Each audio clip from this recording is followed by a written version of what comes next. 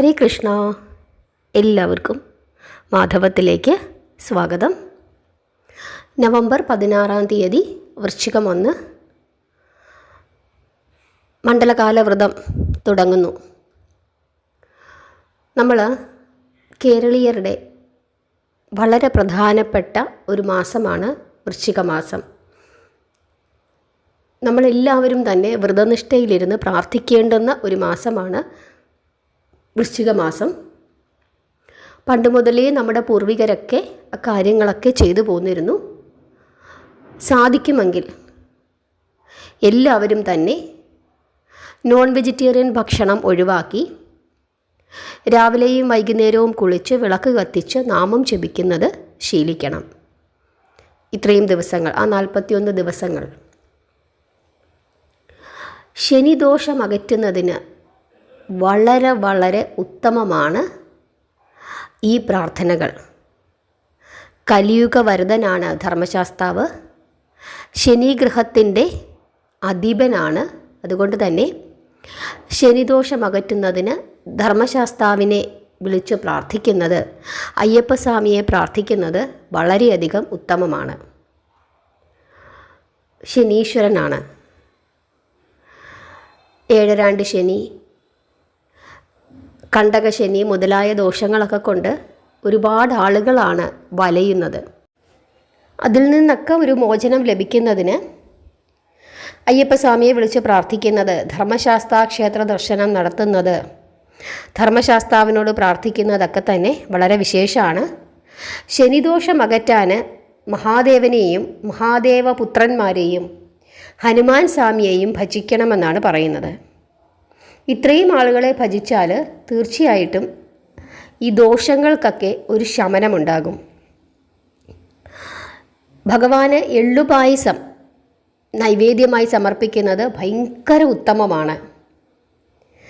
ഉത്രം നക്ഷത്ര ദിവസങ്ങളിൽ, അതല്ലെങ്കിൽ ശനിയാഴ്ച ദിവസം, അതല്ലെങ്കിൽ ഉത്രാടം, കാർത്തിക, ഈ 3 ദിവസങ്ങളിൽ, അല്ലെങ്കിൽ നമ്മുടെ നാളുതോറുമൊക്കെ അയ്യപ്പസ്വാമിക്ക് അല്ലെങ്കിൽ ധർമ്മശാസ്താവിന്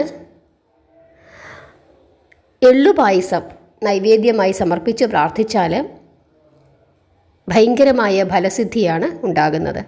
പിന്നെ മറ്റൊരു പ്രധാനപ്പെട്ട വഴിപാടാണ് നീരാഞ്ജനം.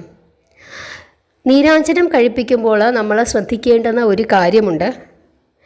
അതായത് നമ്മൾ സാധാരണ ആളുകൾ ചെയ്യുന്നൊരു കാര്യം, ചിലപ്പോൾ നമ്മൾ നീരാഞ്ജനത്തിന് വഴിപാട് കൊടുത്തിട്ട് ചിലരൊക്കെ ധൃതിക്കങ്ങ് പോകും.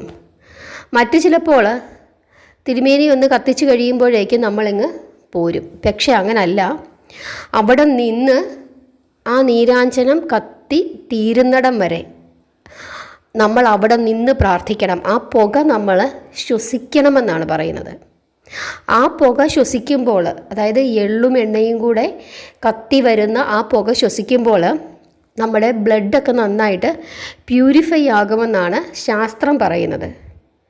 അപ്പം അവിടെ നിന്ന് ആ പുക ശ്വസിച്ച് ഭഗവാനെ പ്രാർത്ഥിക്കണം. അതായത് നമ്മൾ നീരാഞ്ജനം കഴിപ്പിക്കാൻ ആഗ്രഹിക്കുന്നെങ്കിൽ ക്ഷേത്രത്തിൽ അതിന് വേണ്ട കാര്യങ്ങളെല്ലാം കൊണ്ടു കൊടുത്തിട്ട് തിരുമേനി അത് കഴിച്ച് തീരുന്നിടം വരെ, അതായത് ആ വിളക്ക് എരിഞ്ഞ് തീരുന്നിടം വരെ നമ്മൾ അവിടെ നിന്ന് പ്രാർത്ഥിക്കണം.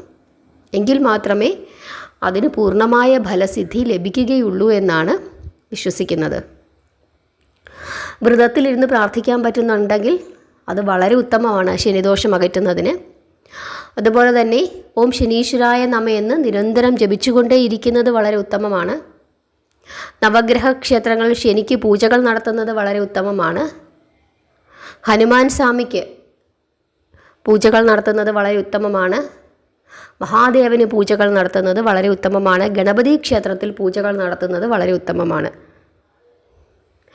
ശനിദോഷം ഭയങ്കരമായി ബാധിച്ചിരിക്കുന്ന ആളുകൾ ഇതെല്ലാം തന്നെ ചെയ്യണം. എങ്കിൽ മാത്രമേ ഈ ദോഷങ്ങളിൽ നിന്നൊക്കെ നമുക്കൊരു ആശ്വാസം ലഭിക്കുകയുള്ളൂ. ഭഗവാന്റെ അഷ്ടോത്തരം നമുക്ക് ജപിക്കാം. ഭഗവാന്റെ ഗായത്രി ജപിക്കാം. അത് രാവിലെ ജപിക്കാം 108 തവണ. അതല്ലെങ്കിൽ ഭഗവാന്റെ ധ്യാനം നമുക്ക് ജപിക്കാം. ധ്യാനം ഞാനിവിടെ എഴുതി കാണിക്കാം. അത് നിങ്ങൾ 108 തവണ രാവിലെയും വൈകുന്നേരവും ജപിച്ചു കഴിഞ്ഞാൽ നമുക്ക് തടസ്സങ്ങളൊക്കെ മാറി നമുക്കൊരു സ്വസ്ഥതയുണ്ടാകുമെന്നാണ് വിശ്വസിക്കുന്നത്. അതൊക്കെ ജപിച്ച് പ്രാർത്ഥിച്ചു കഴിഞ്ഞാൽ തീർച്ചയായിട്ടും അതിൻ്റേതായ ഐശ്വര്യം നമുക്കും നമ്മുടെ കുടുംബത്തിനും ഉണ്ടാകും. അതുകൊണ്ട് തന്നെ ഈ മണ്ഡലകാലത്തിൽ കഴിവതും സസ്യാഹാരം സ്വീകരിച്ച് ശുദ്ധമായിരിക്കുവാൻ ശ്രമിക്കുക. എല്ലാവർക്കും മനസ്സിലായി എന്ന് വിചാരിക്കുന്നു. ഭാഗവതം കഥകളൊക്കെ എല്ലാവരും കേൾക്കണം, പ്രാർത്ഥിക്കണം. കഥകൾ കേട്ട് പ്രാർത്ഥിച്ചാൽ മാത്രമേ നമ്മുടെ സനാതന ധർമ്മത്തിൻ്റെ അന്തസത്തയൊക്കെ നമുക്ക് കൃത്യമായി മനസ്സിലാക്കാനായിട്ട് പറ്റുകയുള്ളൂ. ഹരേ കൃഷ്ണ.